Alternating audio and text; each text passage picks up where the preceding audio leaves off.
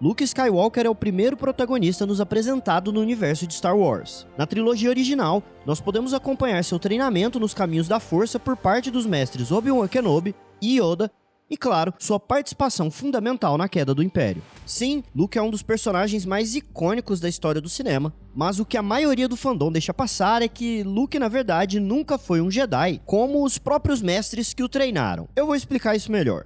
Se levarmos em consideração a ordem cronológica da história contada por George Lucas, quando conhecemos Luke, descobrimos que o jovem Skywalker compartilha muitas similaridades com seu pai, mas também algumas diferenças muito importantes. Assim como Anakin, Luke se mostra um rapaz sonhador e desejoso por se aventurar além dos desertos de Tatooine e quem sabe até mesmo se unir aos rebeldes. Esse desejo é parte da personalidade de ambos, destemidos e sempre dispostos a arriscar para salvar amigos e familiares, mas também impetuosos e impacientes, dispostos a colocar a sua própria vida e as suas missões em risco. O senso de moralidade que ambos têm é fundamental para suas trajetórias, mas a forma com que é cadenciada por seus mestres faz toda a diferença nos rumos que suas vidas seguem na fase adulta. Se você ainda não assistiu, o vídeo que eu fiz sobre Anakin e as falhas em seu treinamento está no card aparecendo aí na sua tela agora. De forma meio resumida, enquanto Anakin era reprimido e questionado por seu senso de proteção, sua compaixão e seu desapego pelas ordens, tanto Obi-Wan quanto Yoda se colocam muito mais permissivos com relação a Luke. Nós podemos ver isso principalmente quando Luke decide encerrar o seu treinamento com Yoda precocemente para salvar Han e Leia. Apesar de serem contrários à sua decisão, tanto Yoda quanto Kenobi compreendem que não serão capazes de mudar a sua mente e decidem então lhe aconselhar e deixar o pau rolar. O grande ponto aqui é a maturidade dos dois mestres. Se em outros tempos Yoda seria inflexível em relação ao treinamento de um pupilo tão desfocado e tão impetuoso, após anos de reflexão, o mestre compreende que os formatos de treinamento não são congelados, mas únicos para cada personalidade. Luke é a última esperança da galáxia, e assim sendo, o velho mestre não pode se dar ao luxo de escolher e acaba sendo obrigado a trabalhar com o que tem em mãos. O jovem Skywalker tem sua própria personalidade e, consequentemente, necessita suas próprias provações e ensinamentos. E essa é a principal diferença entre pai e filho. Enquanto Anakin foi reprimido, Luke foi incentivado, mesmo que a contragosto. Seu desenvolvimento a partir daí é muito diferente do de Darth Vader. Ao enfrentá-lo e descobrir que era na verdade seu pai em um episódio que lhe custa sua própria mão, Luke compreende a necessidade de ser paciente e estratégico.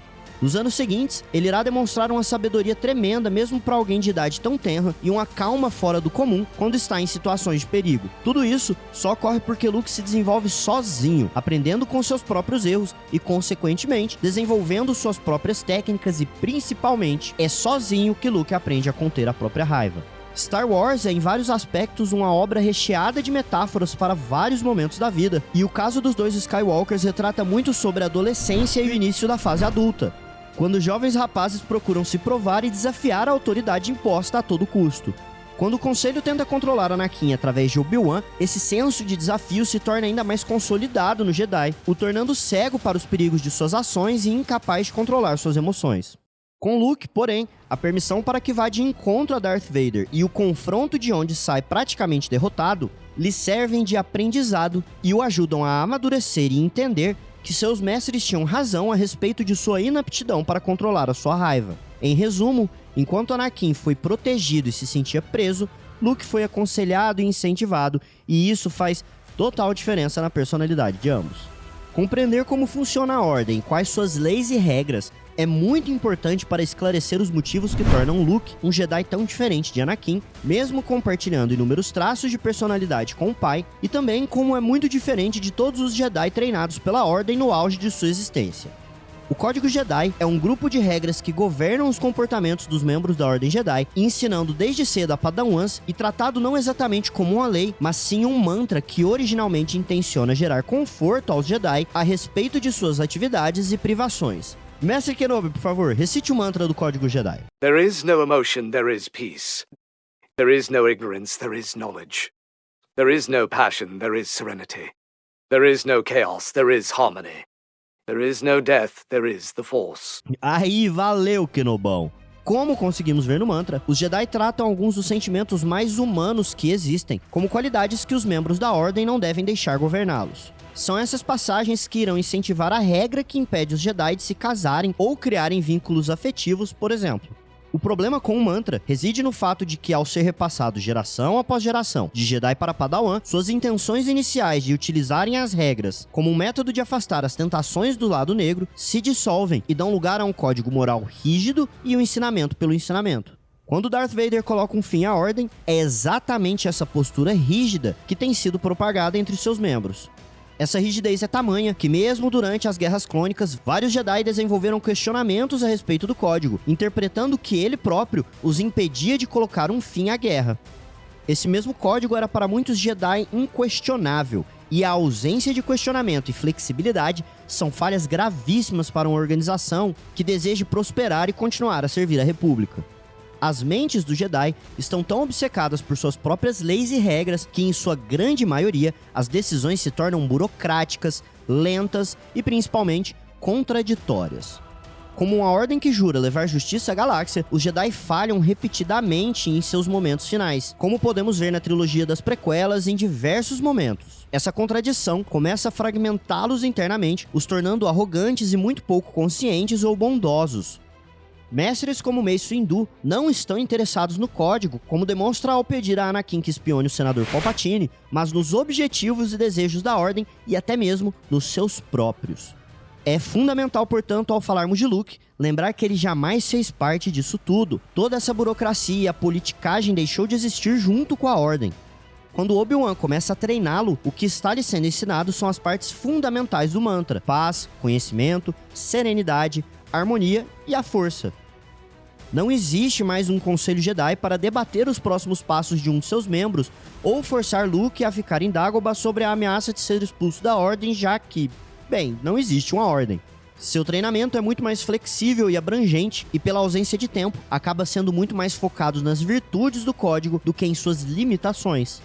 Com Luke, não há tempo para temer as emoções, então é preciso equilibrá-las com a sua paz interna. Não existe tempo para quebrar a barreira de sua própria ignorância, então é necessário passar o conhecimento com precisão. Ele está muito velho para abandonar suas paixões, então precisa aprender a aplicar serenidade mesmo com elas presentes. A harmonia há muito deixou de existir, então é preciso que conviva com o caos. E, claro, como vemos com os fantasmas da força, a morte realmente não existe como algo definitivo. E esses pontos são cruciais porque são exatamente eles que o diferem tanto dos Jedi como Anakin, Obi-Wan e o próprio Yoda. Luke tem uma visão muito mais ampla e muito menos segmentada do mundo. Agora é aquele momento que você já previa. Usa aí a força para deixar o seu like, se inscrever no canal e ativar o sininho para terminar o seu treinamento antes que o Yoda morra. E eis que entra o principal questionamento desse vídeo. Seria Luke realmente um Jedi? Sim, nós o acompanhamos recebendo o seu treinamento de 2 grandes mestres da Ordem Jedi e, posteriormente, Luke até mesmo é reconhecido como cavaleiro e mestre. Mas tudo isso é feito de uma maneira muito contrastante ao formato que a Ordem aplicou por mais de 1000 anos. Ao iniciar seu treinamento próximo à fase adulta, Luke já desenvolveu seus traços de personalidade, suas vontades e desejos e, principalmente, seu próprio modo de interpretar os fatos que lhe são apresentados durante o seu caminho. Mesmo ao adotar o código e jurar manter a paz no lugar da emoção, buscar o conhecimento para afastar a ignorância e permanecer sereno apesar de sua paixão, Luke aplica o código de uma forma muito mais flexível do que os próprios mestres que o treinaram. Sua conexão se dá claramente não com uma instituição formada por homens e mulheres, mas sim com a ideologia. Instituições podem ser corrompidas, mas uma ideologia não. Como o último Jedi, com pouco treinamento formal e tendo aprendido muito sobre a força de maneira introspectiva, Luke se assemelha muito mais a uma ordem sobre a qual já falamos no vídeo que está aparecendo aí no card, os Jedi Dai Bendu, que deram início à ordem muitos e muitos milênios antes do nascimento dos 2 Skywalker. Luke Skywalker simboliza literalmente a nova esperança, não apenas de um retorno dos Jedi. Peraí. Olha o que eu fiz aí, eu usei o nome, né, dos 2 filmes. Fala sério, ficou legal pra caramba isso. Mas principalmente, simboliza realmente uma nova Ordem Jedi, diferente daquela que ruiu e que foi responsável indireta por sua própria queda. Luke é o futuro da Ordem, mas também é o ponto final de uma Ordem que se tornou conservadora e burocrática e se perdeu em seus ensinamentos. Ele é a essência de tudo aquilo que um Jedi deveria ser e que se perdeu após anos e anos de batalhas sangrentas contra o lado negro. Luke representa o equilíbrio total, o balanço da força e o fim da competição entre luz e sombras. Como eu disse, ele está muito mais próximo de um Jedi cinza ou um Dai Bendu, compreensivo a respeito de emoções, paixões e tantas outras áreas que para a Ordem Jedi seriam inaceitáveis, mas que são fundamentais para a vitória dos rebeldes ao fim do episódio 7.